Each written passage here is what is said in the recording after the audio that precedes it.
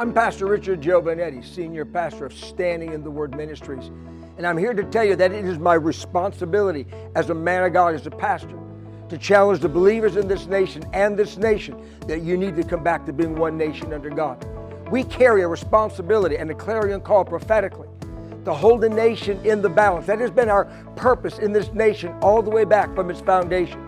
Do you realize that of the 56 signers of the Declaration of Independence, 29 of them were either clergy or had graduated from Bible school? This puts a demand on us as ministry, and demand on us as Christians, that we carry a radical weight of responsibility to hold the nation to the moral standards in which God has designed for it to be founded. We have seen that fall way back, and now we're standing in an election for the heart and soul of this nation, for the heart and soul of our children, for the heart and soul of faith in this nation, for the heart and soul of our flag and of our freedom, as we watch socialism and communism now take over offices in our House and in our Senate and even into our presidency.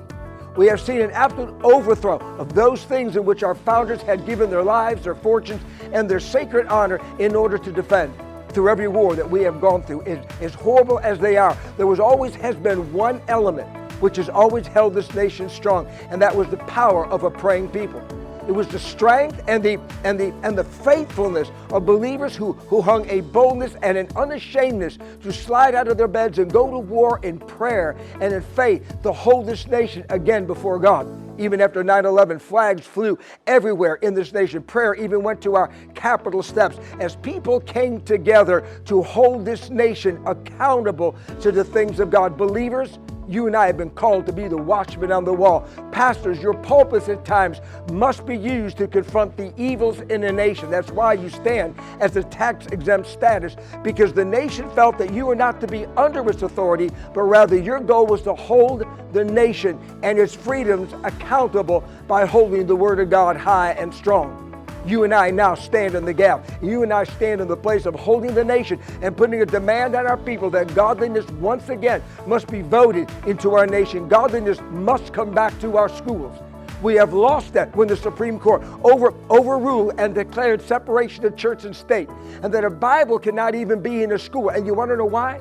Because they declared that the student just might read it. And if they read it, they just might meditate on it. If they meditate on it, they may venerate it or even obey it. And this was unacceptable. Today, that has been replaced. The Word of God, faith and values, those things that would hold your children strong, have now been replaced by the LGBTQ plus community. Now they're teaching your children radical perversions at every level. They're teaching them against our faith, our values, and against our nation. It is a hostile, almost overthrow of our values to bring this nation under a global rule, and that is unacceptable to the standards of our Constitution. Believers, I am challenging you in this season. It is a failure of faith if you do not step into a polling booth. If you do not vote godliness and holiness and morality back into this nation, you will have failed the responsibility God has given you. Generations will hold you accountable. Children will have to hold us accountable. We are here for such a time as this, for a season that God has handed to us.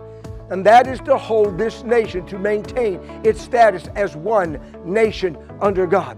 Church, I am challenging you. Do not step aside. Do not neglect your responsibility as a citizen and your radical responsibility as a Christian. Realize that the left is going to vote. Those that are not even citizens are going to vote. Dead people are going to vote. People are going to vote multiple times, and many of that is going to be for the radical agenda of the left in order to overthrow the values that God designed for this nation.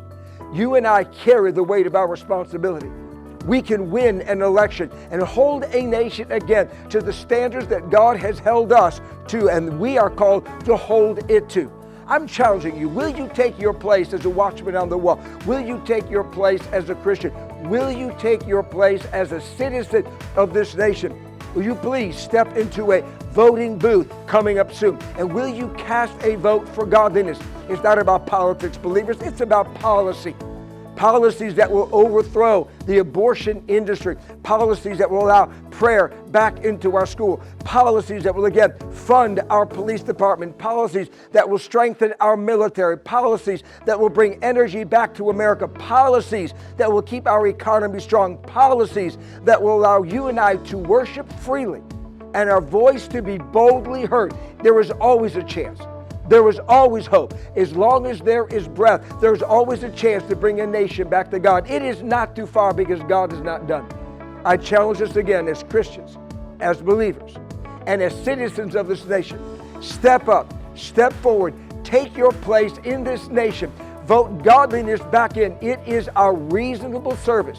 It is our duty and our responsibility.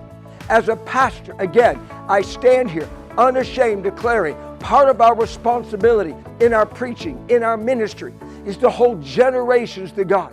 And if we're going to preach to the people, and the people are the nation, and the people are the government, then our preaching has every right to challenge the sitting government. Again, Romans chapter 13, government is from God. And if it is from God, then it has to be held to the standards of God. And the ones that are going to hold it are you and I. Please vote in this election. Take your place, be a citizen, be a watchman, be a Christian. Let's take this nation back and make it once again to be one nation under God. God bless you.